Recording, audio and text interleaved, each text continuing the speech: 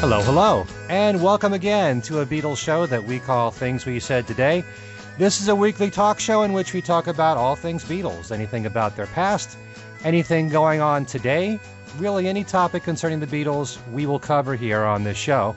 I'm Ken Michaels. I'm one of the co-hosts for the program. Some of you might know my other Beatles program that I host called Every Little Thing. It's a syndicated Beatles show around the country, and I'm being joined by my regular co-hosts on the show, the writer for Beatles Examiner and many other Examiner columns, that being Steve Marinucci. Hi, Steve. Hi, Ken. Hello, everyone. We also have one of the writers for Beatle Fan Magazine, Al Sussman. Hi, Al. Hi, Ken. Hello there, everybody. And we've got our musicologist and freelance writer and also a writer for Beatle Fan, Allan Kozin, to join us. Hi, Allan. Hello, Ken and Steve and Al and everybody.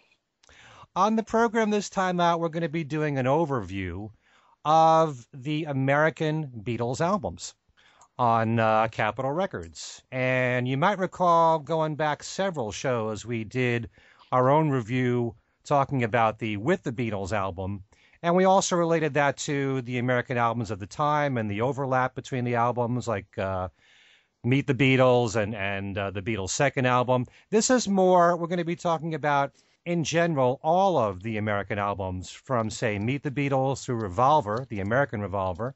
And if the guys want to talk about it as well, the differences in Magical Mystery Tour between the British EP and the album that resulted from that.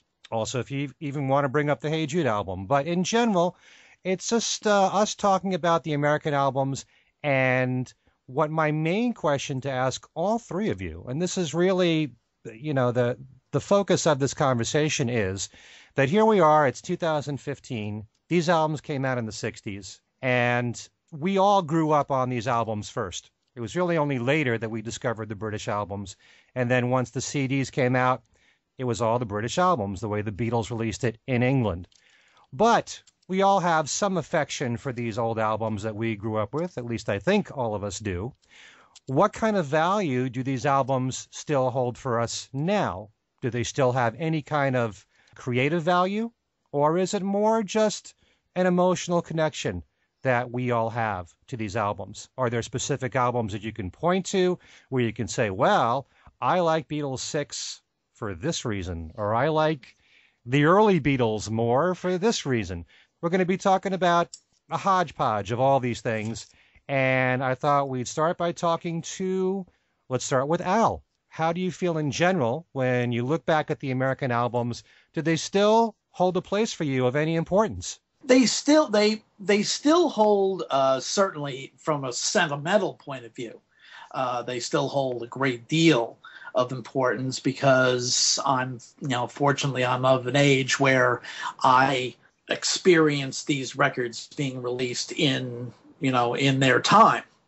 So just from a sentimental point of view, but also there are different albums that I think it's a different listening experience. In fact, we talked about this in the With the Beatles show, that Meet the Beatles is kind of a different listening experience from strictly the With the Beatles Parlophone album. And it was at that moment the perfect vehicle to at least help break the Beatles in America, because it was such a strong album, in that it had except for Till There Was You, every song on it was either a Lennon and McCartney or George Harrison song. Also, Rubber Soul is kind of a different listening experience when you listen to the American album, because of the fact that two of the tracks from side 2 of the British Help album, It's Only Love and I've Just Seen a Face, lead off each side. And 1965 being the year of folk rock, they kind of give the American album, a little bit more of a folky tinge. Ironically, because two of the tracks that were left off the American version were two very folk rockish tracks, and If I Needed Someone and, of course, Nowhere Man. So it's that kind of thing. The real kind of hodgepodges are Beatles 6 and Yesterday and Today, because of the fact that the material on those two albums was recorded over the space of about a year. So they're, stylistically, it's very uneven, especially Yesterday and Today. So it really from a musical standpoint, it's kind of an individual call on whether a particular album really can still stand alone musically as part of the Beatles canon. Well, do you think that artistically these albums do hold up? Because, I've said this before, and you may think that I'm just tossing the Beatles music aside here, but I just happen to think that the music was so strong, you could have thrown together any 12 songs, any 11 songs. The American public would have adapted to it and heard those songs in that sequence and gotten used to it. Sure. So do you think that there was some thought put behind the songs other than Meet the Beatles where, it was intentional that all the songs, except for Till There Was You, were original compositions? Do you think that there was thought put behind the sequencing of the American albums? Not much when you consider the people involved in putting together the American albums. Most notably, of course, the dreaded Dave Dexter, who was responsible for so much of the bad sound on the Beatles' second album, and to a lesser extent something new and Beatles 65. So I don't think a whole lot of care was really, Beatles 65 is another kind of hodgepodge, in that it's only about half of the British Beatles for Sale album plus duophonic versions of I Feel Fine and She's a Woman. And I'll Be Back, another stray from a previously released British LP, A Hard Day's Night. So I think it was just a matter of getting enough material to put out an album, because that was, especially Capitol, they were very much very conscious of having their major artists release 2 or 3 albums a year in those days. That was one of the things that led to Brian Wilson's nervous breakdown, was the demands from Capitol for new product. The mere fact that the Beach Boys Today was released only a couple of months after he had that nervous breakdown is kind of is very revealing in that way. Right. Allan, how about you? Do you look back at the American albums as having artistic value of any kind, or is it more just the fact you grew up with them and you're emotionally tied to them? In terms of artistic value, I kind of agree with what you said. If you took any 12 Beatles songs and put them together, there would be an inherent artistic value. Having said that, I've really gone back and forth a lot over the years about the whole question of the American albums. As a kid, obviously, that's what I listened to. But I remember finding import shops in Greenwich Village and seeing the British ones and saying, hey, what's going on here? And then finally, when I was in college, I had, enough money to actually buy some of these things. And from then on, really began listening mostly to the British albums and not to the American albums at all. Partly because of the sequences, partly because of the sound. If you grew up listening to Beatles 65, which is lathered over with reverb in some tracks, and then you go to the British one, suddenly it sounds so clean. And also, I began thinking in terms of, okay, we have to recognize that these are the albums the Beatles made. These are the sequences that they wanted, the British ones, and that they complained, in Beatles Monthly magazine, and I think on a couple of tour stops at press conferences, they complained about the American album. So we know that they didn't kind of like it. Nevertheless, I really like the American Rubber Soul. for the reasons that Al said. I mean, opening an album with I've Just Seen a Face, I think is fantastic. And I think it makes you think of I've Just Seen a Face in a completely different way than when it's stuck in the middle of side 2 of Help. In the middle of side 2 of Help, it's pretty much like a throwaway. As the opening of Rubber Soul, it's an album opener with that incredible guitar intro. You know, it really comes into its own. And It's Only Love, too. You know, it has a much better effect, I think, opening side of Rubber Soul, side 2.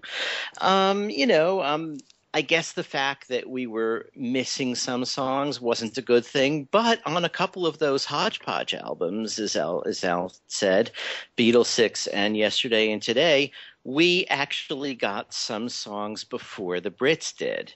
Right. On Beatles 6, Bad Boy was actually recorded specifically because Capitol wanted to put out an album and was short. So they said, send us something, and they recorded Bad Boy, sent it over to Capitol for Beatles 6, and it didn't come out in Britain until a collection of oldies at the end of 1966. That's amazing to itself. Yeah. You know, that's a long gap there between Beatles 6 and a collection of Beatles oldies. That's like a year and a half. Right.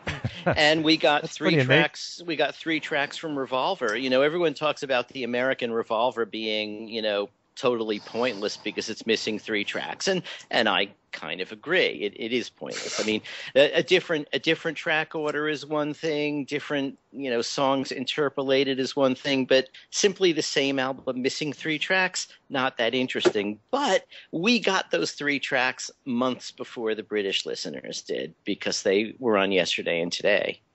I'm Only Sleeping, you know. So yeah, you know, I think the fact is the Beatles didn't like these. Americans, once they knew what was going on, had mixed feelings about them. But the fact is the history is the history. And the history is that in America, this is how they came out. And this is what we heard. And this is what shaped our ideas about the Beatles.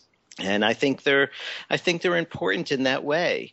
You know, I mean, I just moved and I've been reshelving my records. And obviously, you know, I have way too many of them, but you know, I've got the British mono and the British stereo, and I reshelved those, and okay, those are what they are. And then I got to, you know, American mono, American stereo, American reissues on Apple, American reissues on Capitol, but with different catalog numbers. And I've got the whole set many, many times. Sadly, my turntable isn't set up yet, but I was dying to play some of these. And that was before we even decided that this was going to be our topic today. So, you know, there's definitely an appeal that those albums have. I had said that I'd stopped listening to them, you know, when I got to college and got the British ones, and didn't start listening to them again really until the CD versions came out in 2004 and 2006 of the first couple of bunches. And hearing them again, maybe it was nostalgia, I don't know, but hearing them again really brought back a sense of the value of these albums to me, a sense of how much fun they were to listen to. And I am kind of fond of them. I mean, chances are if I'm going to play Rubber Soul, I'll probably play the British one now. But I still think very fondly of the American one. What I was going to say was I imagine with all of those English and American albums, you've also probably got a fair amount of the French albums and the Italian albums and the albums from Australia. So it wasn't just America that was putting out albums with weird combinations of songs. That's right. That's right. And also, you know, sometimes the album was the same, but the cover was different, or Hard Day's Night in Portugal was Os Reis de Yeah. The Kings of Yeah. Yeah, I have a lot of those too. But, you know, you're right. I mean, what you say, I mean, Australia put out a number of compilations that are unlike any American or British compilations, you know, and on top of that, you sort of, as a collector, had to get them because an Australian album was for a long time the only place you could get She's a Woman in real stereo, and some other things. The Japanese, I mean, you know, we all know about the Japanese. The Japanese put out all the British albums, all the American albums, all of the German, Italian, Dutch, etc. compilations that weren't the same worldwide, and then they had a few of their own. And they also put out the EPs too. They put out zillions of EPs. Mm-hmm. Yeah, in spectacularly clean pressings too. So those I- are things to search for. I remember the one EP because I remember buying it was the Help one with I'm Down in Stereo. In Stereo. true stereo. I mean, right. that was quite a revelation. Mm-hmm. I'd listen to that over and over and over again. It was great. Mm-hmm. And lyric sheets literated by someone who didn't quite grasp it. So that Right. in that same EP, they had Dizzy Miss Lizzy, and the lyrics were "Come on, give me baby." I noticed they didn't do that with the Japan box. They for some reason neglected to do that. But oh well. Steve, what is your take on the American Well, albums? having seen them one by one as they came out in '64 and looking at them now, I mean, you really, I've gone like Allan, I've gone back and forth on them. I mean, looking at them as a group now, you could see that Capitol really just thought of them as product. There really wasn't much artistic thinking. It would seem to them Mm-hmm. because of the advertising, the way they advertised the Beatles on all the albums. On Meet the Beatles, it says the first album by England's phenomenal pop combo. The second one says electrifying big beat performances by England's Paul McCartney, John Lennon, George Harrison, and Ringo Starr. I mean, they have ads on all of them, and it kind of cheapens them out a little bit. Not to mention the thinking, for example, like on Something New, where they have the 6 songs on side 1 and the Hard Day's Night songs crammed together without the instrumentals on side 2. Nobody even mentioned the Beatles Story, which I think is you really have to throw in there as part of that, because for one, nobody, we were the only ones to get that. And as much as it was also the first place where you could find the clip from Hollywood Bowl. Yes. But I mean, as much as it was obviously an answer to the VJ disc, but I mean, it basically, I mean, that was basically Capitol just looked at these albums as ways to make money, not even to think about the fact that they made more albums. But they were just put out there basically just to advertise the Beatles. They knew what they had. They knew they could make a lot of money off them, and that's basically what they did. In a couple of instances, they did get it right. The Rubber Soul album is great, and I remember that listening to that now versus listening to the UK version. It's hard for me to listen to the UK version and kind of and go along with that because the American version was so good. I also like Meet the Beatles, especially in the original mixes, which of course aren't on the versions they put out in the US box. But even the order in the US box is better to listen to me than the With the Beatles was, because every time I used to listen with the Beatles, I used to hear the Meet the Beatles the Meet the Beatles track order, because that's what I remember. So I think Meet the Beatles is probably one of the few hacked down versions that actually gets by. Beatles 65 is okay. Beatles 6 actually does sound really good. Does stand up. Early Beatles does not, because it's basically a takeoff on Introducing. Help is okay, but again they did all the instrumental versions like they did with A Hard Day's Night. Yesterday and Today I really don't give much thought to at all, because the way they mixed everything up on that, and that was just basically kind of a throwaway. And again, we don't even mention the Hey Jude album, which I think everybody just kind of just kind of skips over anyway. But basically when they came out, they were a product, but I think over the years, especially after the Capitol version boxes were released, everybody kind of took a different look at them and realized that that these albums were something they were actually very fond of. I remember on the Abbey Road site, I brought up the question years before they put out the boxes of whether or not they should release the albums at a time when there was absolutely no thought to it. And the response from people was incredible. Everybody, it was, the majority of people who responded really wanted those American albums to come out. And, and I don't know whether that had anything to do with what happened eventually, but I mean, the fact that the response was there was quite amazing. And I remember a debate I hosted on the site between Bruce Spicer and Martin Lewis. Spicer, of course, wanted the albums out. Lewis did not. And so that was kind of interesting too. But I think now with the Capitol boxes, with the Capitol versions boxes and the US box, I think you have to give some credit to the US albums for what they did, for being part of the culture, for everybody to grow up with. I think the British aren't going to go along with that at all. I don't think. They've got the UK albums the way they were originally intended, the way the Beatles wanted them to sound, and I think they'll stick with that. And you can understand that. But I think for Americans, I think there's been a shift in attitudes. Whereas they were originally commercial product, I think now it's I think there's a lot more love going towards those albums. And also one thing, you mentioned Hey Jude, and you have to remember that at the time it came out, early in 1970, most of the tracks on that album had not been released on an LP. Right. That's a good. Other than I think the two from A Hard Day's Night, everything else had only been on singles. Right. So that was kind of at that moment in time, it was a big deal to have a stereo version of Hey Jude. And actually, we didn't. Talking about the U.S. albums, we don't talk about rock and roll music. We don't talk about love songs.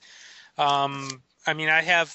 That's a whole other category altogether. That might be a separate discussion. Well, true, but we should save that for another show. True, really, but, there's still knockoffs. In other words, and I think and actually, rock and roll music is something I listen to now. I think it's a great compilation. And I'm only sorry that they haven't gone ahead and put that one on CD. Maybe who knows? Maybe they will at some point. But anyway, there you go. Well, I kind of agree with just about everything the three of you have said. I agree about Rubber Soul. I think it really is a wonderful album, the American version, although I'm probably always going to prefer the British because I'm so used to it now. Ever since the CDs came out in 1987, I've rarely gone back to the American albums. But yeah, it does have more of a folk feel, the American Rubber Soul album. And yes, I've Just Seen a Face is a perfect album opener.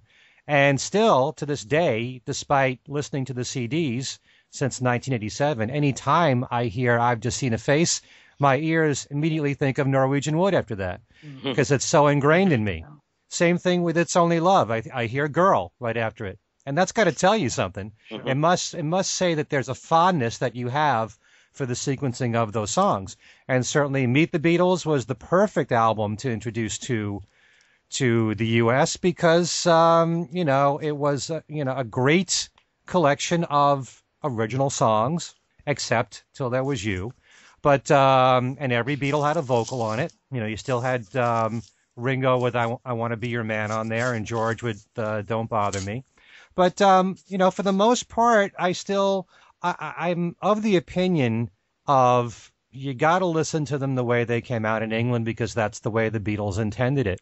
And not only that, when you listen to the Beatles music chronologically as they released it in England, you hear the development the way it was happening in the band. Sometimes when you throw together songs and you release them in America a little bit earlier, you're not hearing it in the same order as the way the Beatles did it. It makes a lot more sense, and you can see the progression of the band even more as you listen to the British albums and the singles. And I think certainly with what's happened in, I can't even say recent years anymore because it's more like since the Beatles CDs came out, Revolver has just, it's grown so much in stature. And I think because of the fact that the British album has the 3 extra Lennon songs on it. And it makes it a much fuller album, a much more balanced album. And you can see what a great leap creatively the Beatles were taking from Rubber Soul to Revolver so much better when you're listening to the British album. Mhm. I'm not taking anything away from the American one. It was still great, the Mhm. American one.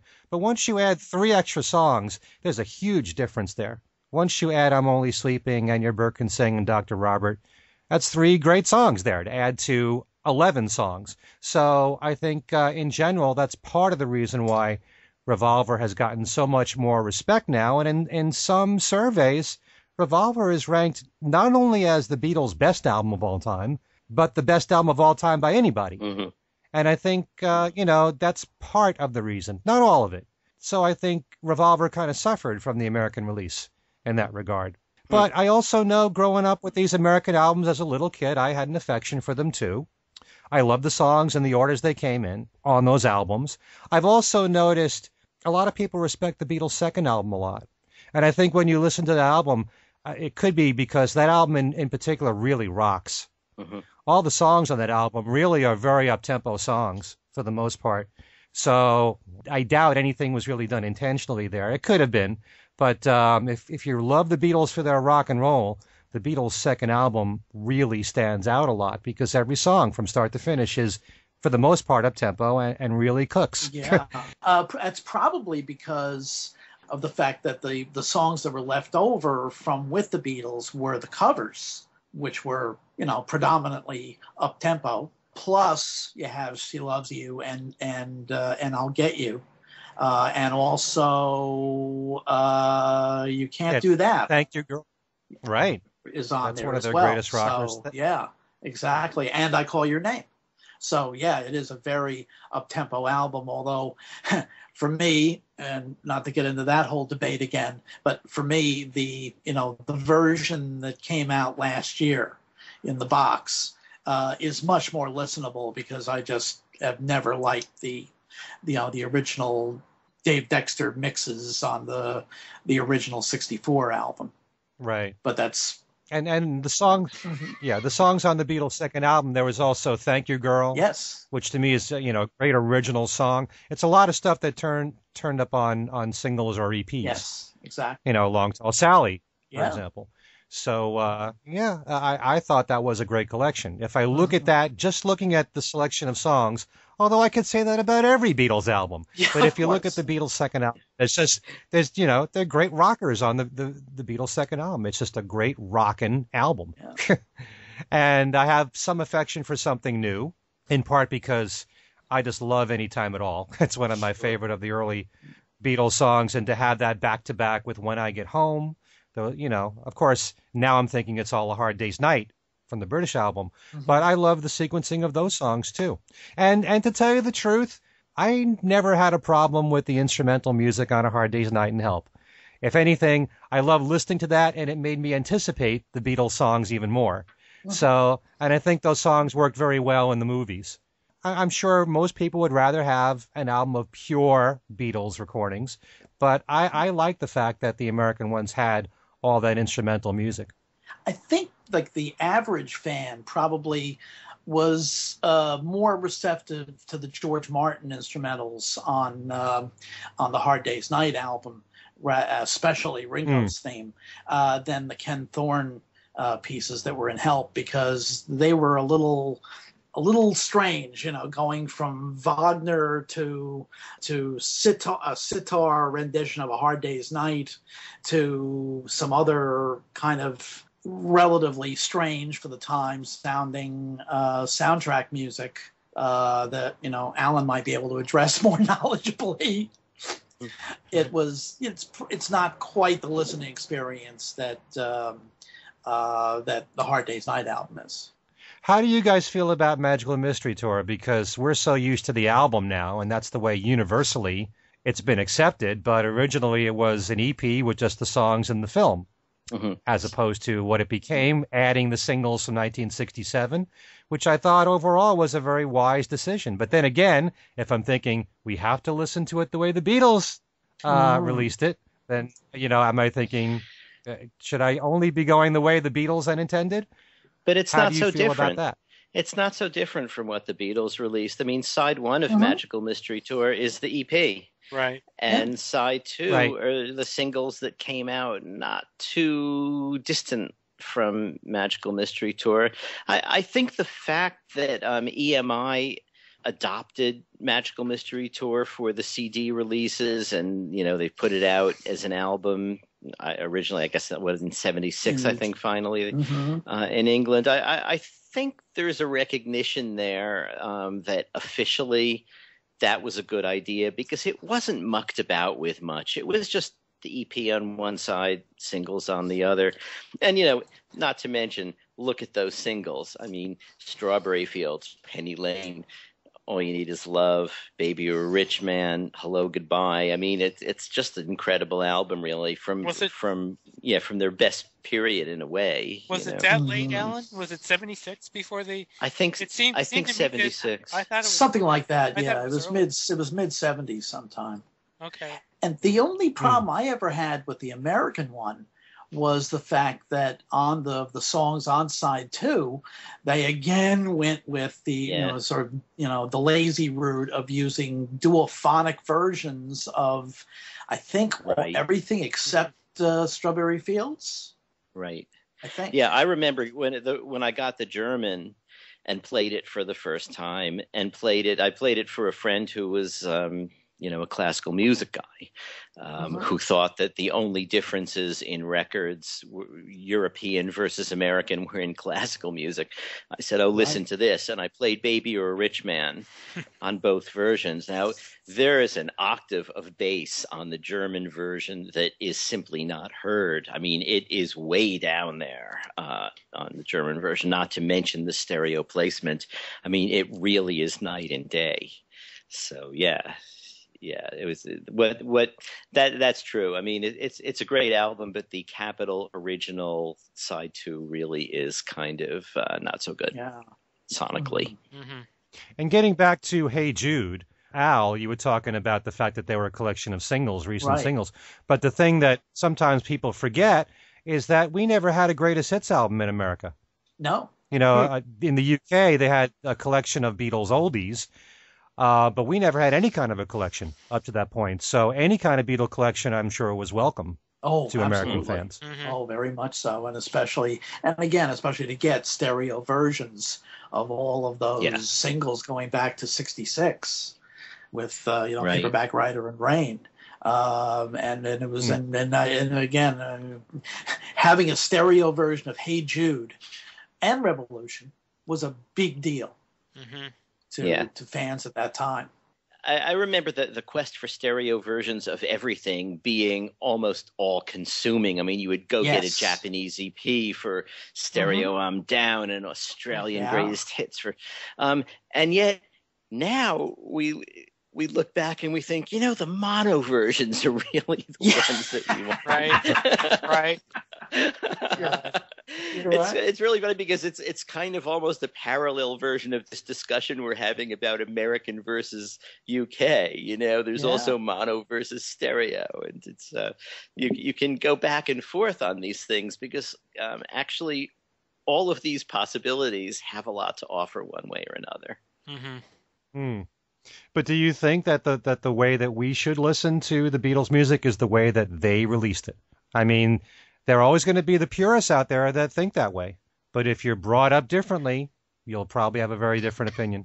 Yeah, I think we should listen to them however we want. We could put them in iTunes and put them on shuffle. Yeah, there you go. It's true.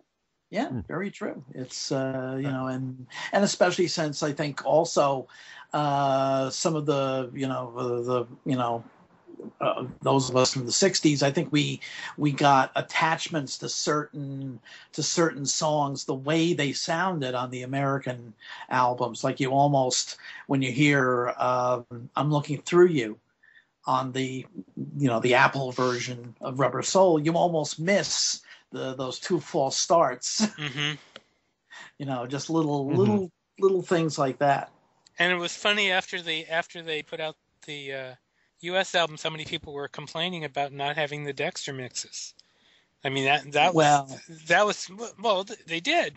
That was fun. Well, yeah. Well, we went through a whole debate on that in the year-end show. Right. And I stand by what I said at the time. I don't think there's any problem with using the best available audio source. But it's funny that there are people that still feel that way, though. That's all. Oh yeah, well, Well, I got to tell you, I was very used to growing up on all the reverb, and just recently I heard She's a Woman being played on the radio on an oldie station where they use the reverb. And I said, this sounds great. And I can't believe I felt that way because, ever since the CDs came out, it's been the dry version, that we're used to hearing. The first time I heard She's a Woman that way, it seemed so bare, because your ears are so used to hearing the reverb. Mm-hmm. So I feel fine as well.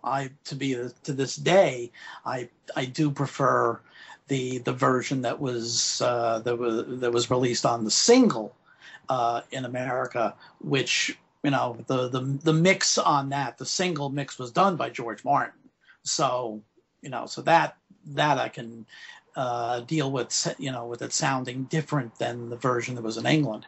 But just sentimentally, I've always preferred that one because that was the one I heard on the radio. Mm-hmm. That's why I've always preferred the version of Help that was on the single.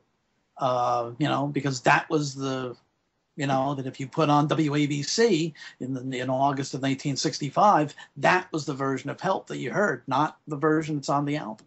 Mm-hmm. Mm-hmm. Right. Yeah. You brought up an interesting point, although it may be going a little off topic, Alan, but you mentioned listening to the music of the Beatles on shuffle. And, the Beatles took a lot of time in some of their albums with the sequencing of the songs and thinking this song leads to the next song, as opposed to mixing all the music together, which is what I do on the radio. I'm so used to hearing Beatle music and solo music mixed together. So that to me, I'm so used to hearing that it goes in one ear and out the other. But you kind of lose the whole artistic direction that the Beatles were taking you in if they were always thinking about Lucy in the Sky with Diamonds. After that, you got to hear Getting Better. They were thinking about albums then. And in some ways, the whole idea of albums has, the concept of an album where you're hearing certain songs in a certain order, that's fallen to the wayside in some ways. Well, sometimes. I mean, sometimes you put on Sgt. Pepper and sometimes you put on iPod Shuffle. And, it's nice hearing it differently sometimes. It's nice not knowing what song's going to come next and saying, oh, yeah, that one, and it's also, the same with, again, the stereo mono things. For a long time when I was mostly listening to the stereo versions, when the anniversaries came around of, say, Pepper and the White Album, I would always put on the mono ones just, for the anniversary, just so that I could celebrate the anniversaries of these albums, hearing it a little bit differently than I usually heard it.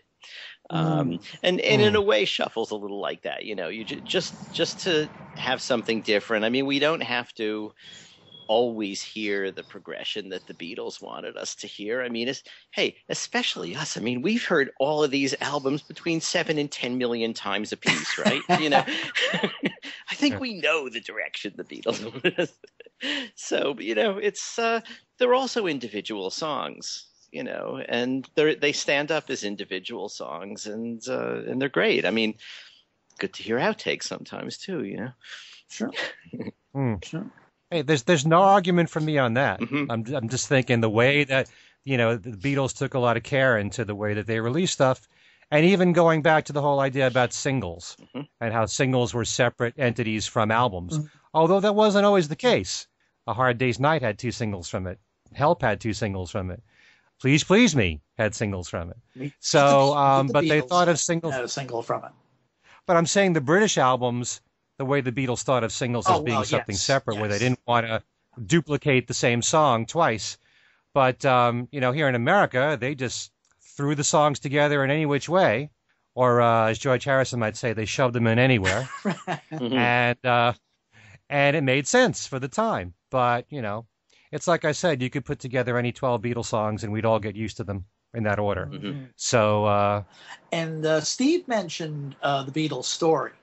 And actually, I was very glad to see that included in the box last year, because it's a nice, yes, most of the material on it is, the narrated material is, of course, obviously hopelessly out of date. And it was half of it was taken from a teen magazine. And I think the rest was taken probably from the Tony Barrow, preference lists, those likes and dislikes lists. But it's a nice little kind of period piece, because it was there that a lot of us were introduced to the Holly Ridge Strings orchestral versions of Beatles songs, which I've always been I've always had a soft spot for those. Plus the fact that the album was produced, from a pop culture point of view, a music pop culture standpoint, it was produced by Gary Usher, who was one of the major figures in the California music scene in the 60s. And one of the narrators was Roger Christian, who co-wrote a lot of the hot rod hits out of, from the Beach Boys and Jan and Dean and some of the other California groups, and unfortunately later died rather young from cancer. So it's a nice little kind of period memento. I'm not sure how a younger audience would relate to it, but it's it's nice. It's nice to have in a digital form now. Yeah. You were talking about singles and the way Capitol threw a couple of singles on each of them. It's funny when you think about the fact that the one album, which was basically all singles, was it came out so popular, and the UK albums kind of avoided that scene. That's kind of an interesting thing. Just interjecting that little thought there. So yeah, it is a thought that the this hugely successful album is just simply a collection of 27 songs that were on Beatles singles, either in America or England. Not exactly a high concept. But overall, I think that it really depends on who you are.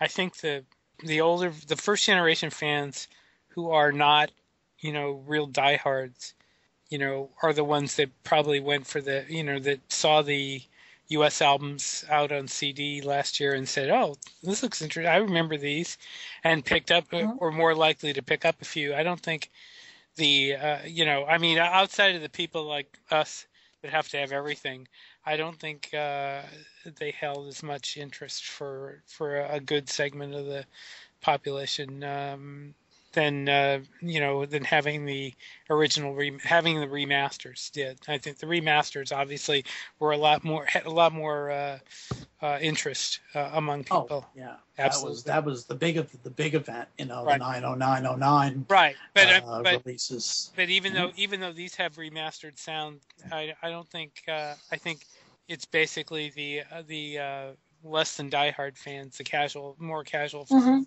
that really went into these things and that probably love them more.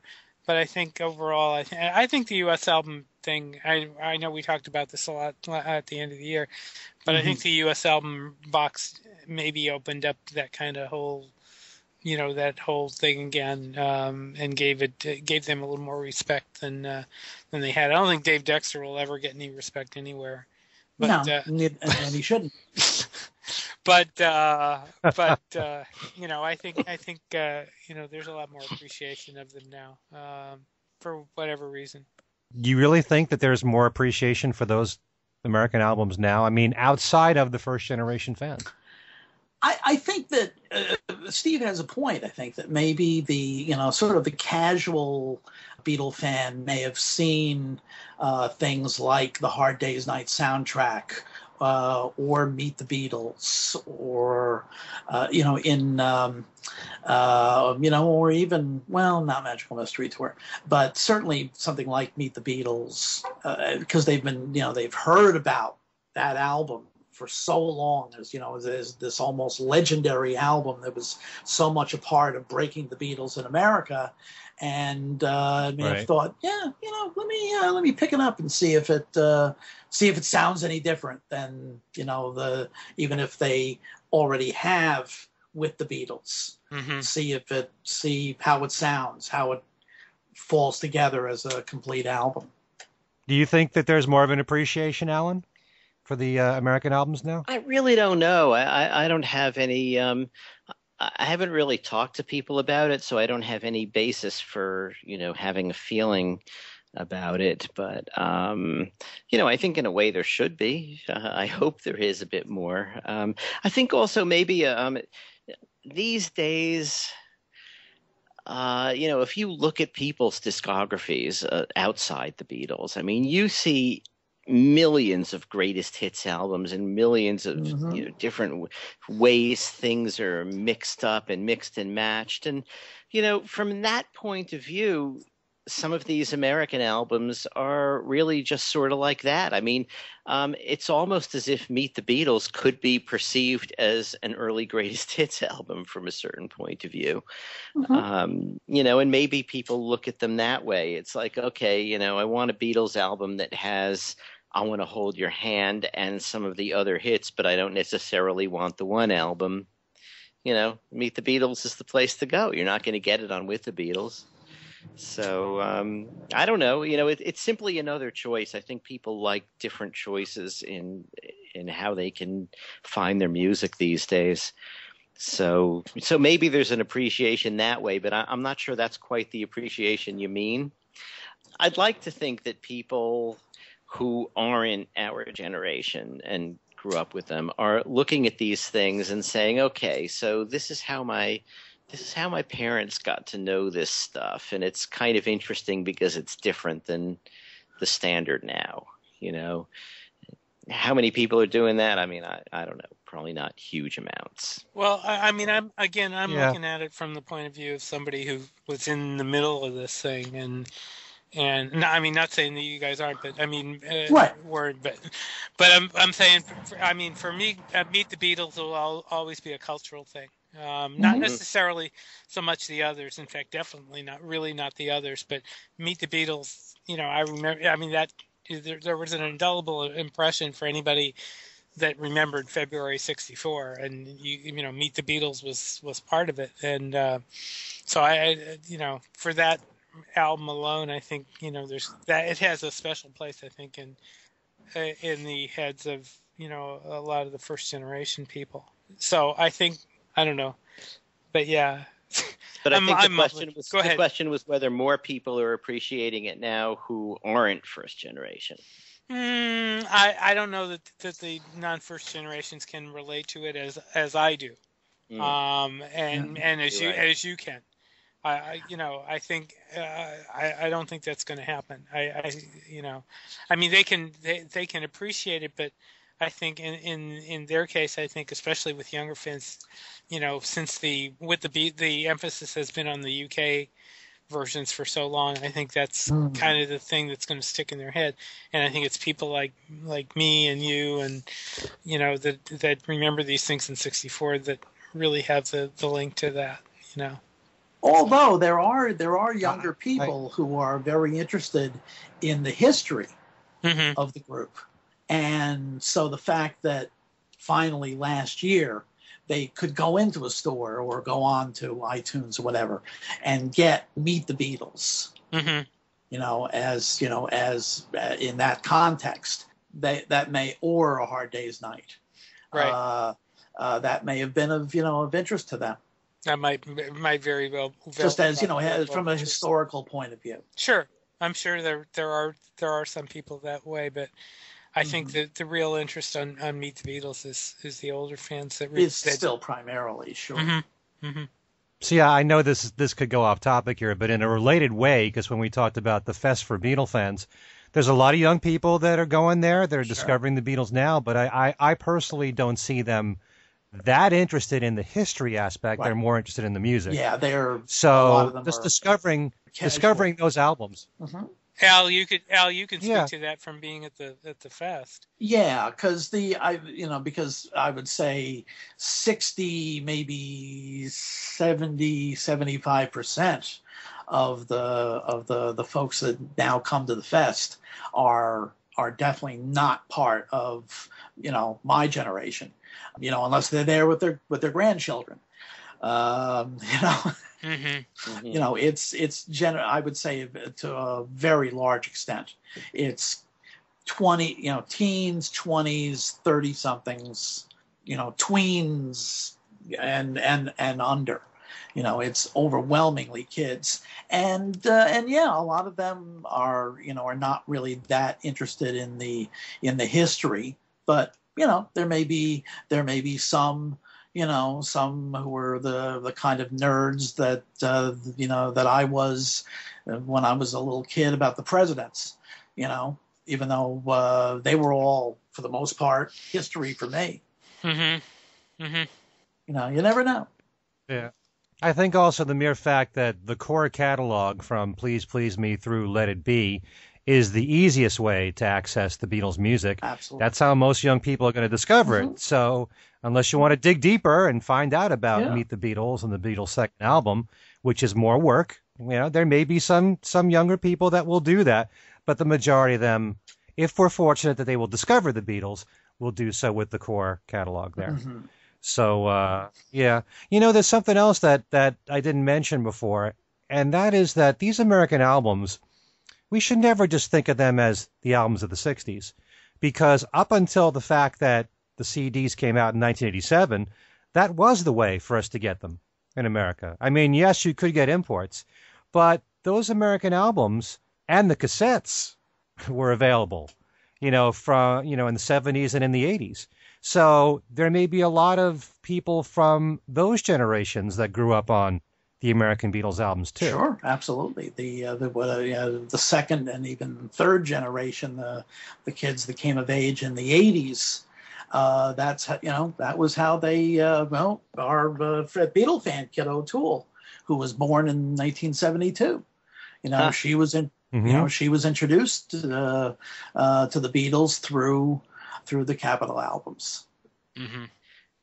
This raises another topic that, this goes beyond shuffle. What do you do about cassettes and 8-tracks that took Capitol's running order, which already wasn't the Beatles' running order, and messed around with them? You got Sgt. Pepper with songs out of order. Oh yeah, especially on the 8-track. Yeah. Which one was it that they actually split them up? Was it that one? On the 8-tracks, yes. Mm-hmm. Yeah, I think I forget which songs because I didn't go into 8-tracks. And actually, Allan, correct me if I'm wrong here. I think there's an 8-track of Hollywood Bowl that splits everything up. Do you remember? Do you remember that? Yeah, no, I really don't, because I didn't collect 8-tracks either. But but I from what I've read about them, of the track splitting in the middle of a song, and and the White Album being completely different order, Pepper being a completely different order. It's very weird. So right. Yeah, I mean we're complaining about or discussing the downside of having messed around with the Beatles' original order, but cassettes and 8-tracks take it to a whole new level. Yeah, right. I've heard people say that they still, to this day, they'll hear a particular song and they still imagine they hear the click in the middle as it's changing from one track to the next on the 8-track. Mm-hmm. Right. I'm glad I missed that phenomenon. Yeah, I mean, me too. All right, I think we covered just about everything we could say about this subject. Anybody want to add anything? Nope. No, can't think. Yeah, I think we more than covered it. Yeah. All right, this has been great. If any of you would like to get in contact with us, there's a number of ways you can do that. We have our own Facebook page at Things We Said Today. We have an email address, which is thingswesaidtodayradioshow@gmail.com. And you can listen to our show in a variety of ways. You can listen to us on podbean.com. We're also heard on Fab 4 Radio on the weekends, on Saturday and Sunday at 12 noon on Saturday, 12 noon on Sunday, 12 midnight on Sunday. ET, and ET for those of us. Eastern. Yes, for those of us on the West Coast. I should say that you can also hear my show, Every Little Thing, right before Things We Said Today on Sunday nights at 11 p.m. So from 11 till 1, you'll hear my show and then Things We Said Today.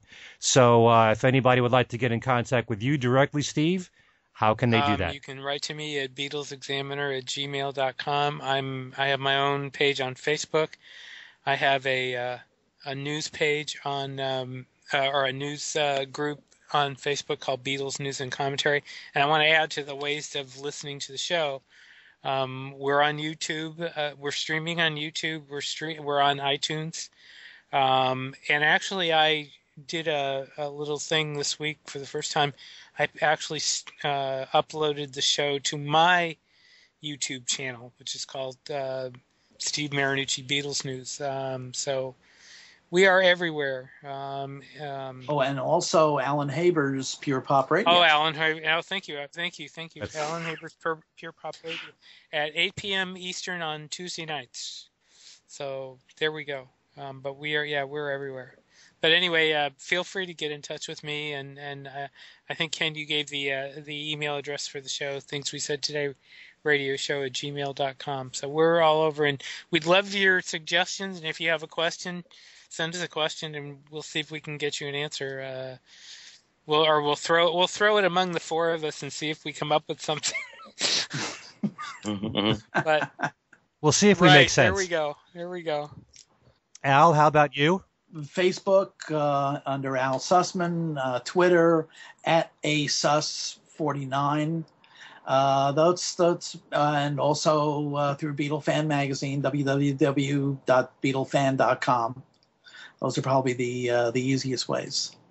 Oh, and I always forget this to keep plugging the book at www.paradingpress.com. Changing Times, 101 Days That Shaped a Generation. Okay. Alan, how about you? Oh, probably the easiest way to get in touch with me is through Facebook, either on my Alan Kozin page or Alan Kozin Remixed. And, yeah. And as for me, you mentioned Pure Pop Radio. Every Little Thing is also on that website as well. You can hear that show on Monday nights at 9 p.m. Eastern. I also want to make mention, and this is just a little complicated, sorry folks, but there's two versions of Every Little Thing that I do. There's the syndicated version that's on Fab 4 Radio and Pure Pop Radio. It's also on another website called Global Texan Chronicles, which is actually a music website based out of Germany, and you can stream it all weekend long.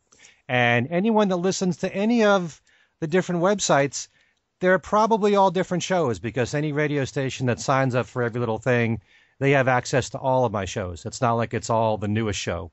So 3 different ways you can listen to Every Little Thing. And then there's a live version on WNHU in West Haven, Connecticut, which you can hear Wednesday nights from 8 to 10 Eastern Standard Time at WNHU.net. And one last thing, please look at my website, kenmichaelsradio.com. Beatles trivia every single week. Your chance to win one of 9 prizes every single week. Books, CDs, DVDs. Or a copy of Life with the Lions. There we go. Oh, wow. Ooh.